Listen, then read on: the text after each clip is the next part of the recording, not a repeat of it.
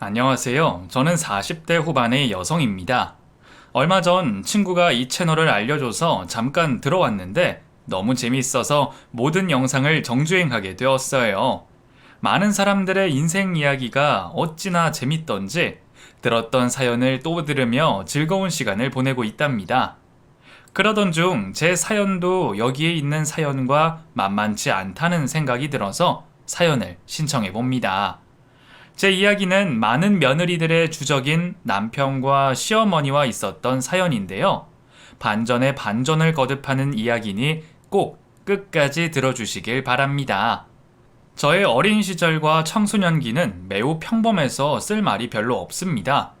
지극히 평범한 부모님 밑에서 사고 안 치고 일탈하지 않고 컸답니다.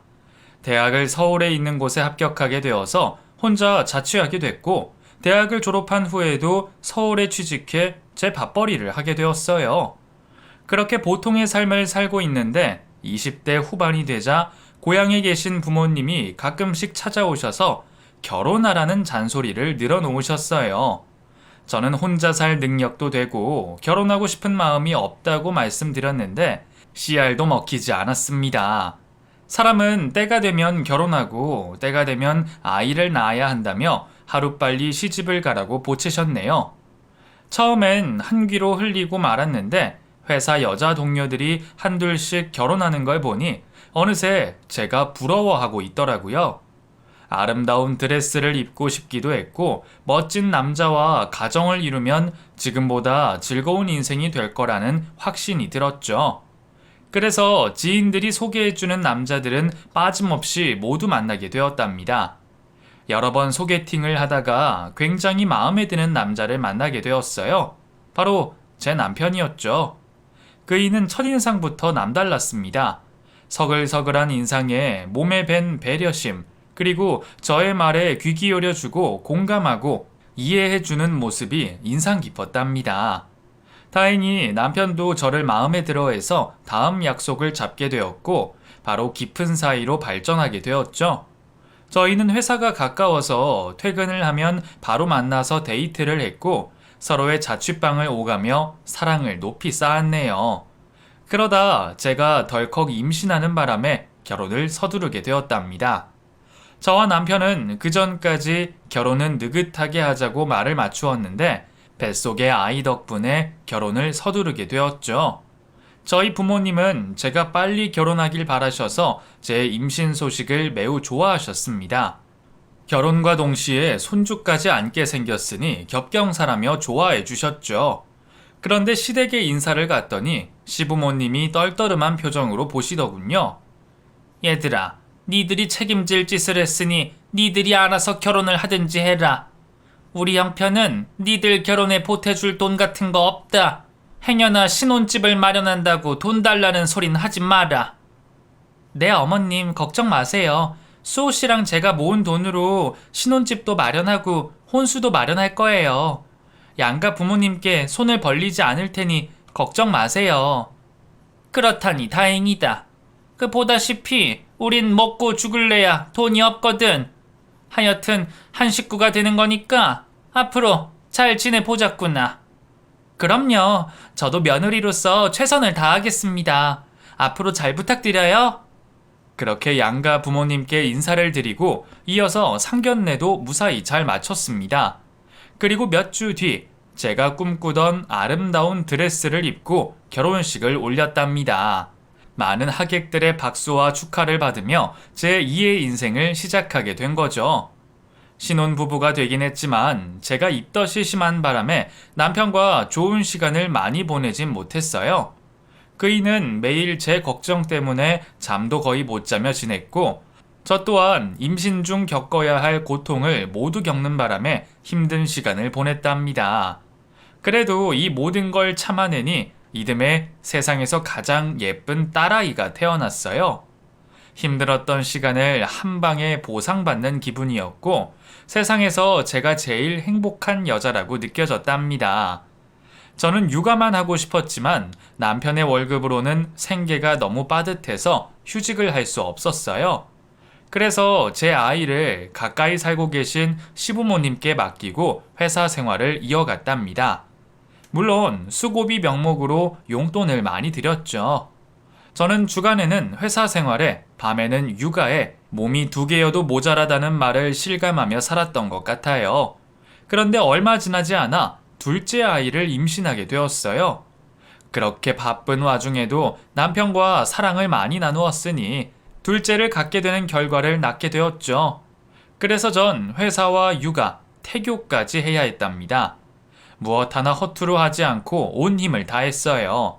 10달 뒤 세상에서 가장 잘생기고 귀여운 아들이 태어나며 저희는 네 식구가 되었습니다. 시부모님께 매달 100만 원의 용돈을 드리고 두 아이를 부탁했어요. 당장 어린이집에 보내기에는 너무 어리기 때문에 할머니 손에 맡기는 게 좋을 거라 판단했기 때문이죠.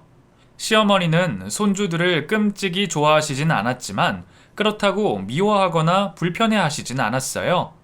이런 말하긴 뭐하지만 딱 100만 원만큼 아이들을 돌봐주시는 느낌을 지울 수가 없었습니다. 그렇게 세월은 조금 지나 자식들이 어린이집을 다닐 나이가 되어서 더는 시댁에 아이들을 맡기지 않았어요. 남편과 번갈아 가면서 아이들을 어린이집에 보내고 데리고 오며 힘들어도 저희 손으로 길렀죠. 그 이와 제 월급이 충만하진 않았지만 넷이 살기에는 꽤 넉넉해서 큰 욕심 부리지 않고 하루를 열심히 보냈죠. 그러다 몇 달 뒤 남편이 다니던 회사에서 잘리는 날이 왔어요. 진급을 2번이나 물먹었는데 왜 나가지 않고 버티고 있느냐며 권고사직을 권했답니다. 남편은 자존심을 버리고 끝까지 버티려고 했으나 뜻대로 되지 않고 회사에서 쫓겨나고 말았죠. 여보, 미안해. 나도 이렇게 될 줄은 예상 못했어. 아무래도 내가 능력이 없는 놈인가 봐. 저는 무슨 말을 해줄까 생각하다가 남편에게 힘이 되는 말을 해주기로 했습니다. 아니야. 회사에서 당신 같은 인재를 몰라본 것 뿐이야.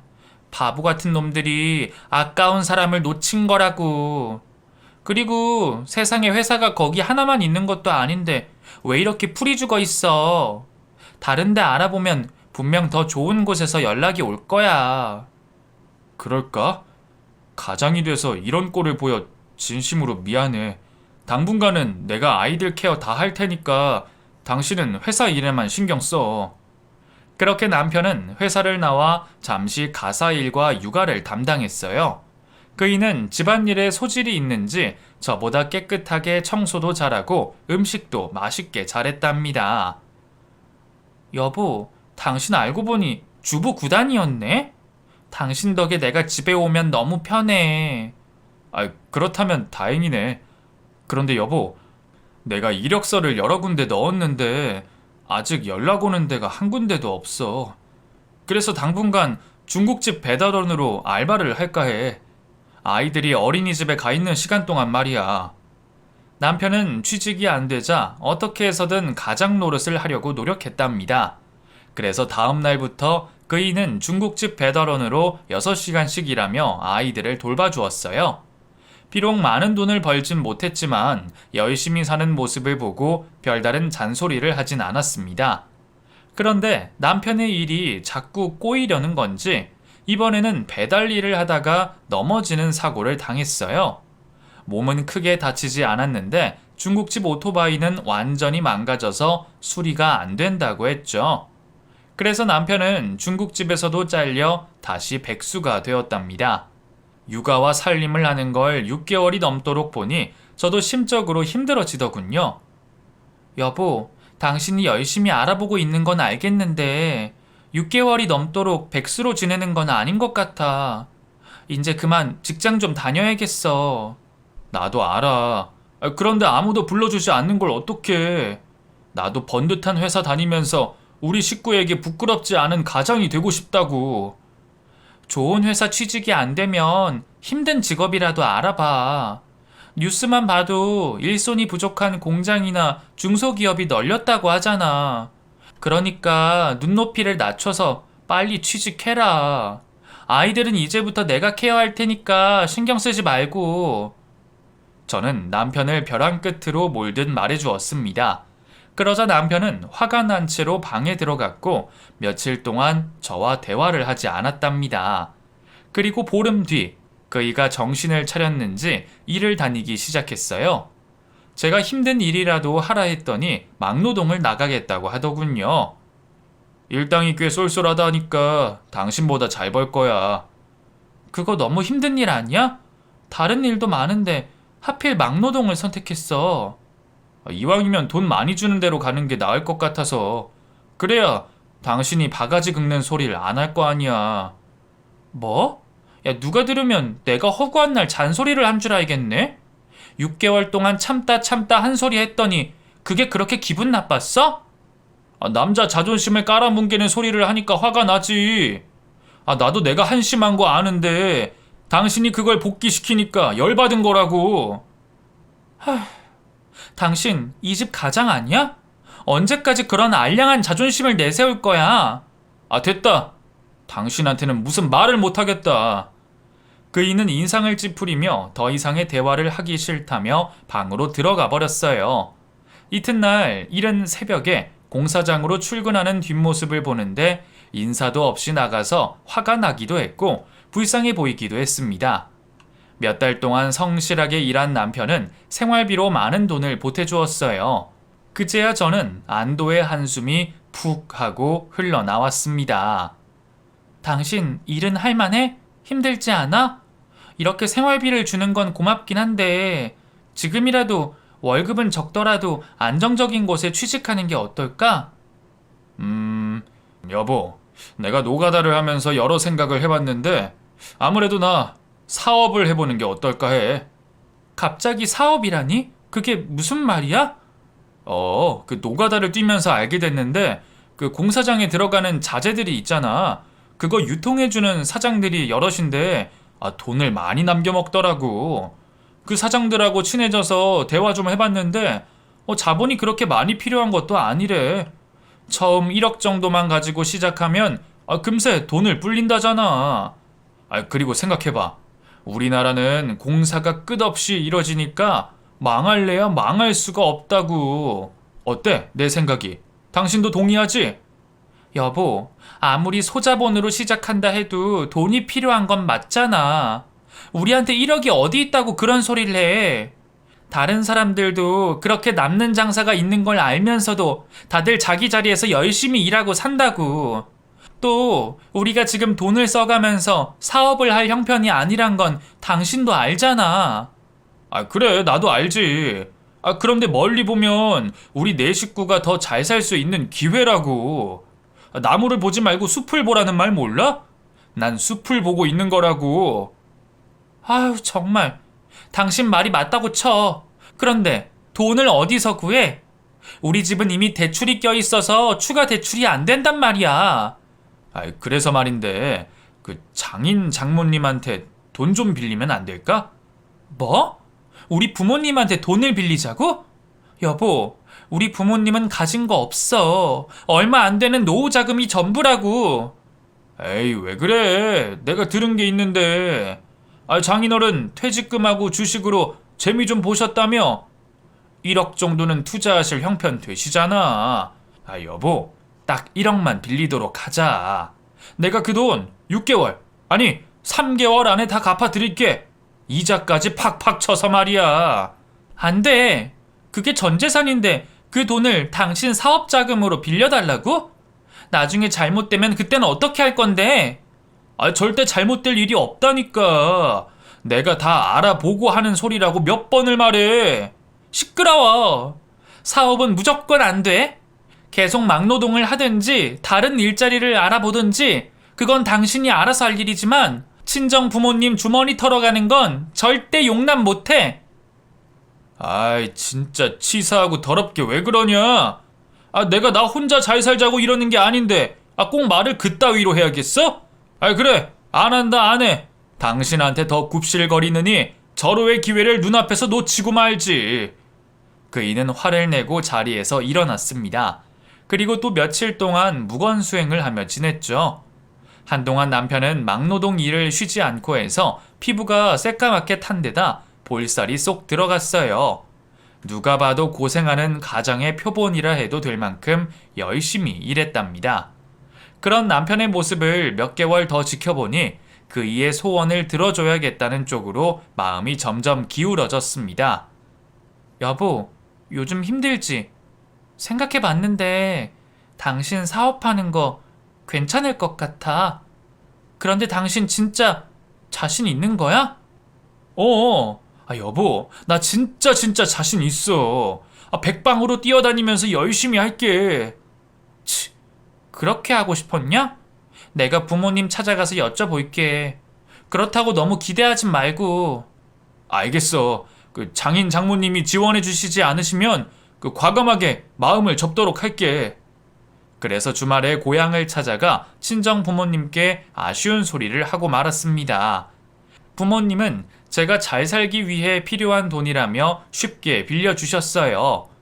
이튿날 남편은 바로 막노동 일을 그만두고 저에게 받은 1억으로 중고 트럭을 한 대 사고 건축물 자재를 사서 납품하기 시작했어요. 그런데 남편의 말처럼 일이 술술 풀리는 덕에 첫 달부터 매출이 좋았답니다. 그이는 어깨가 전보다 쫙 펴졌고 자신감과 자존감이 동시에 올라가서 보기 좋은 모습으로 지내게 되었어요. 하지만 그런 시간은 정확히 3개월 후에 끝이 나고 말았습니다. 대량의 건축 자재를 주문받게 된 남편은 제가 준 사업 자금을 모두 털어서 자재를 마련해 공사장에 납품을 했어요. 그런데 며칠 지나지 않아 그 공사장 앞에 공사 중지라는 안내 문구가 붙어 있었답니다. 재개발을 하던 중 업자가 돈을 들고 튄 경우에 이런 상황이 많다고 하더라고요. 여하튼 남편은 자재값을 받으려고 여기저기 뛰어다녔는데 다들 책임을 전가하며 돈을 지불하지 않았답니다. 이에 남편은 바로 건설사에 민사소송을 진행했는데 그쪽에서도 자재값을 지불할 책임이 없다며 맞고소를 했답니다. 공사지원금은 건설사가 내는 것이 아니라 재개발 투자자들이 지급하는 거라며 제 남편의 소송을 짓밟았죠. 결국 계란으로 바위를 깨려다가 만신창이가 되고 말았답니다. 그렇게 망해버린 남편은 집안에서 술을 마시기 시작했어요. 속이 많이 상한 데다 저와 친정 부모님께 죄송해서 어찌할 바를 모르겠다는 소리를 연신했답니다. 이렇게 소주 먹고 앉아있을 시간에 우리 부모님 돈 갚으려고 일을 해. 언제까지 신세한탄을 하고 있을 거야? 그래, 미안하다. 내가 이렇게 못나서 정말로 미안하다. 그래도 그렇지, 속이 썩어가는 나한테 그렇게까지 보채야겠냐? 그 돈 내가 무슨 일이 있어도 갚을 테니까 입 좀 다물어라. 뭐야? 당신 지금 뭘 잘했다고 나한테 그런 식으로 말해? 한심하게 술이나 퍼먹지 말고 나가서 일하라는 게 틀린 말이야? 제발 정신 좀 차려. 그러자 남편은 자리에서 벌떡 일어나 제 따귀를 날렸습니다. 또 제 머리채를 낚아채는데 방어를 하려 해도 힘이 너무 세서 속수무책으로 당하고 말았죠. 제가 눈물을 흘리자 다시 한번 따귀를 날리더니 이년아, 남자가 일하다 보면 망하기도 하고 실수도 할 수 있는 거지. 왜 탁달을 하고 지랄이야?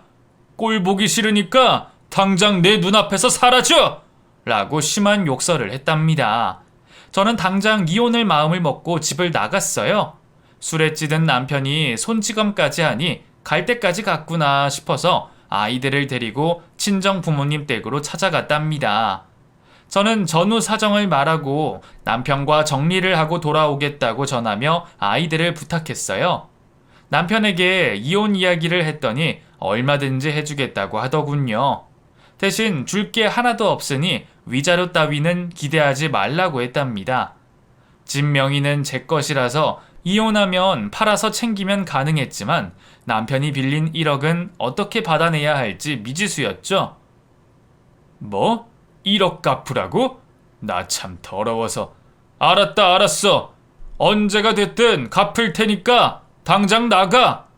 아니, 확실히 정리해야 이혼을 하든지 말든지 하지. 이렇게 나오면 이혼 소송까지 갈 거야. 아, 그렇게까지 머리를 굴리셨구나. 이혼 소송에서 위자료를 왕창 받아내려고? 그럼 너 하고 싶은 대로 해. 나는 파산해버리면 그만이니까. 피곤한 건 너뿐이야. 알아서 해라. 그이는 정말 막무가내였습니다. 위자료를 줄 형편이 안 되니 파산 신청해버리고 말겠다는데 거기서 제가 무슨 말을 더 하겠어요. 그래서 시댁으로 찾아가서 전후 사정을 설명하고 이혼하겠다고 일렀습니다. 어머님, 애들 아빠가 저희 친정 부모님 노후자금 1억을 빌려갔어요. 그런데 아시다시피 사업은 쫄딱 망했고요. 그래서 그 돈을 두 분이 해결해 주셨으면 좋겠습니다.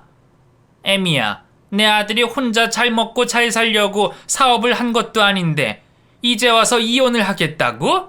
게다가 그 돈을 우리한테 달라는 게 말이나 되니? 어쩜 너는 이렇게 냉정할 수가 있니? 어머님, 저 애들 아빠한테 맞았어요. 따귀도 맞고 머리채도 잡혔다고요. 진단서 다 끊어놓아서 형사 고소를 할까 고민 중이라고요. 애미야, 오죽하면 내 아들이 너한테 손찌검을 했겠느냐. 네가 얼마나 잡아먹을 듯이 잔소리를 해댔으면 착한 내 아들이 그런 짓을 했겠어. 모든 건 인과응보야. 네가 남편을 개무시하고 하찮게 여기니 그 꼴을 당한 거라고. 시어머니는 완벽한 남편 편이었습니다. 옆에 있던 시아버지는 아무 말도 하지 않고 텔레비전만 보고 있었네요. 두 분이 계속 저를 무시하고 계시는데 저 정말 그 돈 못 받으면 가만히 있지 않을 겁니다. 애들 아빠 감옥에 넣어버리고 청와대에 편지도 보낼 거라고요. 아이고 무서워라. 그래 한번 해봐라. 남편이 마누라 몇 대 때렸다고 감옥 가는 게 가능할 것 같니? 그리고 청와대에서 할 일이 그렇게 없는 줄 알아? 네 편지를 읽고 널 도와주면 내 열 손가락에 창을 지지겠다. 끝까지 배째라고 나오는 시부모님은 아예 저를 병풍 취급을 하고 밥을 차려 먹더군요. 너 거지냐? 왜 남 밥 먹는 걸 구경하고 있어? 너도 네 친정 가서 밥이나 처먹어. 제 얘기 뭘로 들으셨어요? 전 우리 부모님 돈을 받기 전까지는 여기서 한 발자국도 못 나갑니다. 그러자 듣다 못한 시아버지가 숟가락을 던지셨습니다. 아이 고년, 어지간히 떽떽거리네. 내 아들이 좋다고 결혼할 때는 언제고 사업 좀 말아먹고 따귀 몇 대 맞았다고 우릴 찾아와서 돈 달라고 승질을 내? 야 이년아, 모든 건 쌍방이야. 사업이 망한 것도 네 탓이 있고 네가 처맞은 것도 네 탓이라고. 이래서 집안에 계집이 잘 들어와야 한다는 소리가 있는 거지. 나 밥 먹는 동안 주둥아리 놀리면 가만두지 않을 거야. 들었지? 네가 여기서 버틴다고 네 뜻대로 되는 건 하나도 없어. 그러더니 두 사람은 밥을 아주 맛있게 먹었답니다. 저는 시부모님의 식사가 끝나자마자 다시 말문을 열었어요. 아버님, 어머님, 두 분 말씀대로 저와 남편이 좋아서 결혼한 게 맞아요. 저도 평생 행복할 줄 알았습니다. 그런데 지금 남편의 모습은 정상이 아니에요. 애들이랑 계속 같이 살다가 무슨 일이 벌어질지도 모른다고요.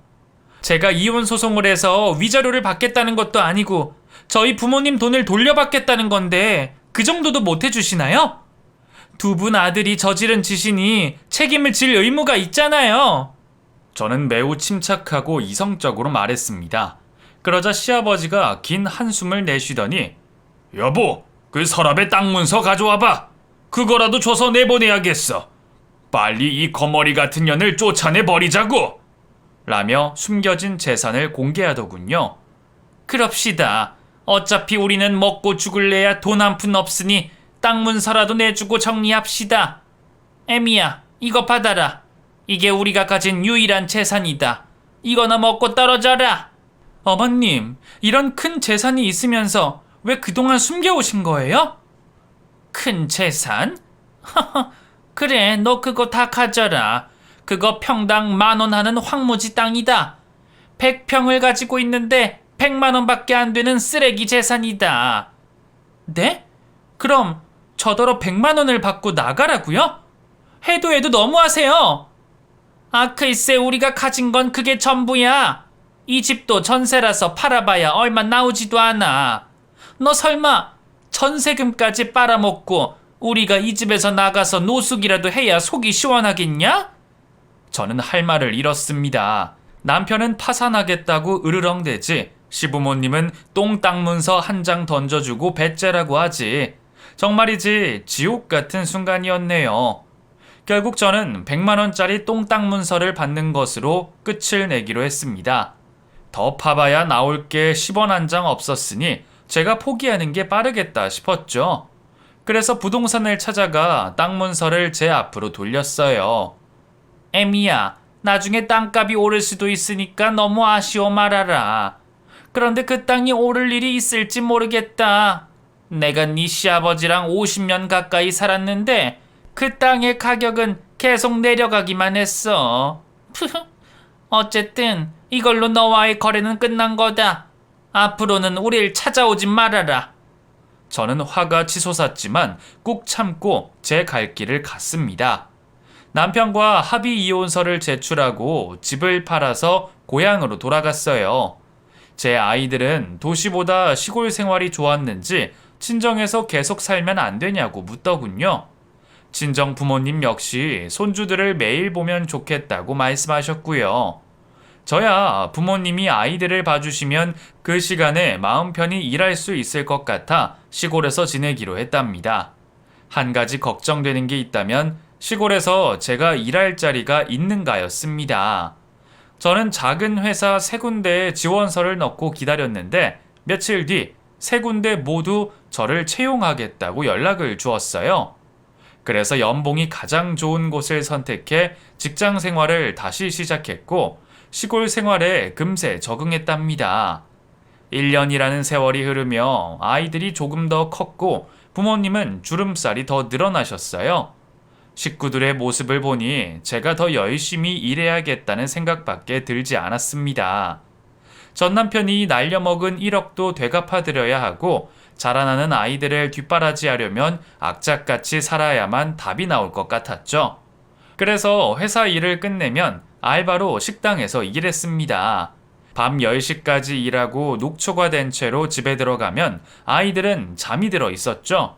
많은 가장들이 자식들 크는 걸 자고 있는 모습을 보고 느낀다던데 제가 그 느낌이 뭔지 새삼 깨달았답니다. 저의 고된 하루는 6개월이 더 이어졌고 어느새 부모님의 빚 절반을 갚아드리게 되었어요. 그러던 어느 날 식당에서 알바를 하고 있는데 모르는 번호로 전화가 걸려왔어요. 여보세요? 안녕하세요. 저는 익산에서 부동산을 운영하는 공인중개사입니다. 다름이 아니라 그 선생님의 땅 때문에 연락을 드렸어요. 땅이요? 무슨 땅이요? 저는 전 남편과 이혼하면서 시부모에게 받은 똥땅을 잊고 있었습니다. 그 익산에 있는 황무지 땅이요. 이거 명의가 선생님 이름으로 돼 있던데 아닙니까? 아, 맞아요. 그거 제 땅 맞습니다. 그런데 땅에 무슨 문제라도 있나요? 네, 아주 큰 문제가 생겼습니다. 그 선생님의 땅에 아파트와 상가가 들어오기로 결정이 났어요. 그 앞으로 5년 뒤부터 공사가 시작될 예정이랍니다. 그래서 많은 투자자들이 찾아와서 여기 땅들을 사들이고 있어요. 그 다른 땅 주인들은 다들 땅을 팔았는데 그 마지막으로 선생님만 남으셨습니다. 저는 찌릿한 기분을 느꼈습니다. 뭔가 잘 될 것 같은 예감이 들었죠. 제 땅을 사겠다면 얼마에 산다는 거죠? 평당 2천만 원이요. 그 선생님이 가지신 땅이 100평이니까 20억을 받을 수 있겠네요. 이 금액을 주겠다는 투자자가 빠른 계약을 원하고 있어요. 선생님, 그 조언을 해드리자면 빨리 팔아버리시는 게 이득입니다. 그 공사라는 게 시작한다고 해도 언제 될지 모르니 그 땅값이 오르락 내리락 할 겁니다. 저는 너무 신이 나서 식당 밖으로 뛰쳐나가 소리를 질렀습니다. 야호! 이게 웬 떡이야? 2억도 아닌 20억이라니! 사장님, 정말 제 땅이 20억이 됐다는 거죠? 무려 2000배가 오른 게 사실이냐고요? 하하하, 맞습니다. 선생님 축하드려요. 여기 황무지 땅들은 작년까지만 해도 헐값으로 거래가 됐는데 그 올해 시청에서 공고가 내려오면서 대박이 터졌죠. 선생님 땅을 파시려면 직접 오셔야 하는데 그 언제가 좋으시겠습니까? 매입하시겠다는 분은 언제라도 좋으시답니다. 이렇게 좋은 기회를 놓치지 않으려면 내일 당장 가야죠. 어차피 제 집에서 그리 멀지도 않으니까 바로 가겠습니다. 네, 그럼 내일 뵙겠습니다. 선생님, 그리고 다시 한번 축하드립니다. 전화를 끊자마자 다시 쾌재를 불렀고 춤까지 절로 나와서 덩실덩실거리며 식당 근처를 한 바퀴 돌았답니다. 그렇게 퇴근을 하고 친정으로 돌아가 부모님께 이 사실을 바로 알려드렸습니다. 그랬더니 부모님은 눈이 휘둥그레지며 말씀하셨어요. 그게 정말이야? 네 시부모가 넘겨줬던 똥땅이 개발이 된다고? 무려 2,000배가 올랐단 말이냐? 그렇다니까 엄마. 자그마치 20억이야. 요즘 로또 1등이 15억 정도 한다는데 로또보다 훨씬 더 대박이 났다고. 우리 딸내미가 이제야 복을 받는구나. 이 애비가 해준 게 없어서 늘 미안했는데 하늘이 내려준 선물 같구나. 무슨 말이야 아빠. 두 분이 왜 해준 게 없어. 그동안 부모님한테 늘 빚을 진 마음이었는데 이걸로나마 효도를 좀 할 수 있겠어. 내가 땅을 팔면 엄마 아빠 소원인 단독주택 마련해 줄게. 우린 그런 거 필요 없다. 그 땅은 온전히 너의 것이니 너와 우리 손주에게 쓰도록 해. 우리야 다 늙어서 주택이 무슨 필요가 있겠냐. 부모님은 함께 기뻐해 주셨지만 자신들에게 돈을 쓰는 건 싫다고 말씀하셨답니다. 이튿날 부푼 기대를 안고 버스 안에 올라 똥땅이 노른자 땅으로 변한 곳으로 향했어요. 이윽고 부동산 안으로 들어서자 사장님과 땅을 사려는 매입자가 기다리고 있었습니다. 저는 여러 설명을 듣고 그 자리에서 20억을 이체받고 땅 명의를 매입자에게 돌려주었어요. 정말이지 꿈 같은 순간이자 제 인생의 최고의 순간이었죠. 땅을 산 분과 악수를 하고 부동산을 함께 나와 똥땅을 함께 구경하며 수다를 떨었습니다.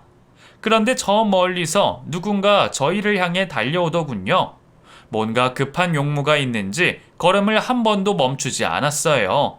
점차 거리가 좁혀지며 세 사람의 얼굴이 또렷이 보였는데 그 인간들은 다름 아닌 전 남편과 전 시부모님이었어요.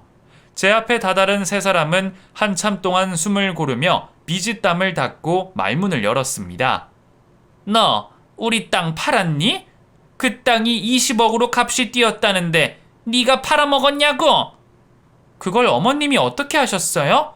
설마 제 땅을 도로 빼앗아 가려고 찾아온 겁니까?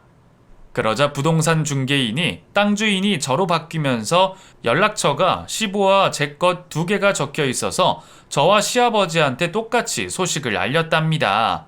그래서 시댁 식구들이 불이 나게 찾아온 거였죠. 네, 이미 팔았어요. 제 땅을 제가 파는데 무슨 문제라도 있어요? 당연히 문제가 있지. 그거 우리 남편 땅이었잖아.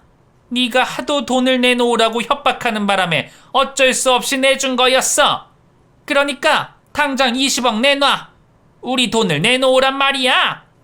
어머님, 다짜고짜 억지를 부리시면 어떡해요. 똥땅이라면서 던져줄 땐 언제고 이제 와서 자기 땅이라고 우기는 게 말이 돼요? 저는 정당하게 우리 부모님의 빚 대신 땅을 받은 거라고요. 얘야, 그럼 이렇게 하자. 우리 아들이 너희 부모님한테 빌린 1억을 제외하고 나머지 19억을 돌려주거라. 그래야 계산이 맞는 거 아니겠어?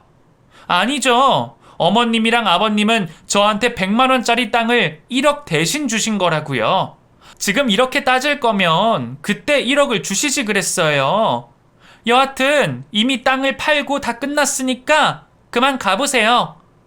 저는 빙그레 웃으며 시댁 식구들을 바라보며 윙크를 해줬습니다.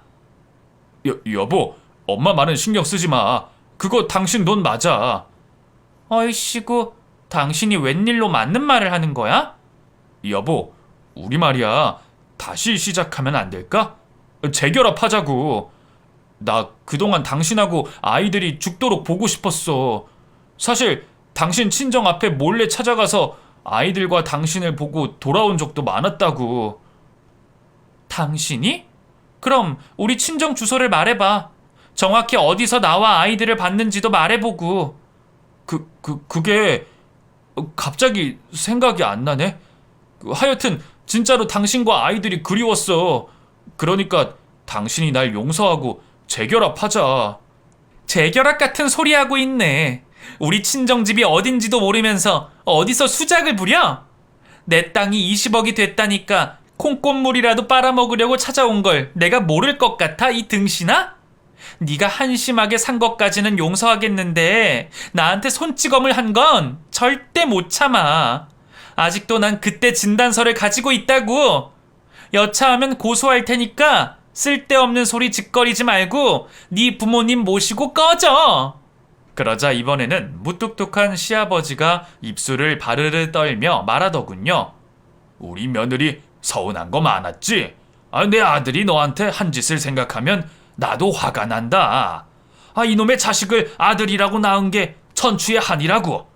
그런데 며느라, 네가 가진 땅이 내가 평생을 가지고 있던 땅이라는 건 알지?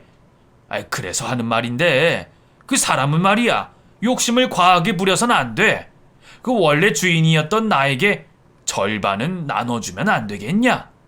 네, 안 돼요. 세 사람이 아무리 여기서 애원하고 발악해도 전 10원 한 장도 드릴 수 없습니다. 그렇게 억울하면 고소라도 해보세요.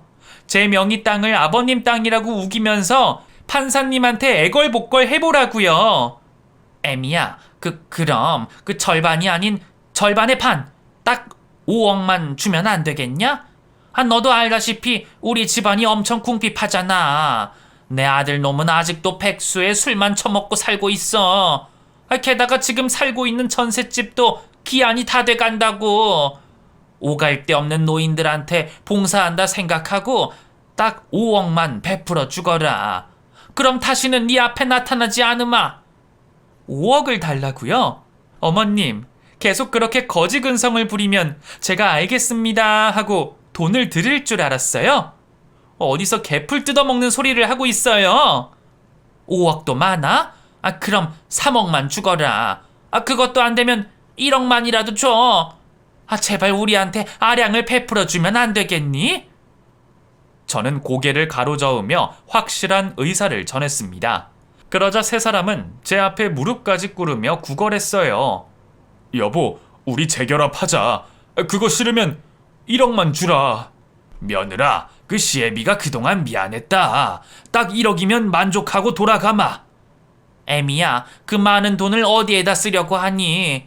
우리 예정을 생각해서 1억만 부탁하마. 이에 저는 지갑을 꺼내서 5,000원짜리 한 장을 꺼내 던져주었습니다.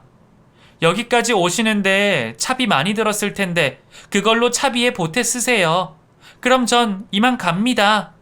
제 말이 끝나기 무섭게 시댁 식구들이 벌떡 일어나 저에게 해코지를 하려고 달려들었습니다. 그때 부동산 사장님과 제 땅을 매입한 분이 뜯어 말려서 겨우 피할 수 있었어요. 모든 게 물거품이 된 걸 알게 된 식구들은 황무지 땅에 주저앉았습니다.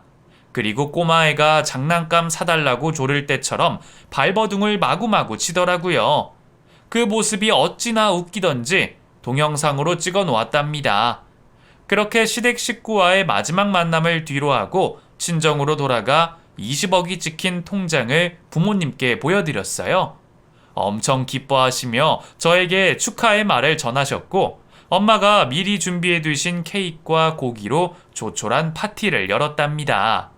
그리고 며칠 뒤 20억을 어떻게 쓸까 궁리하던 저는 가장 먼저 부모님께 단독주택을 마련해 드렸어요.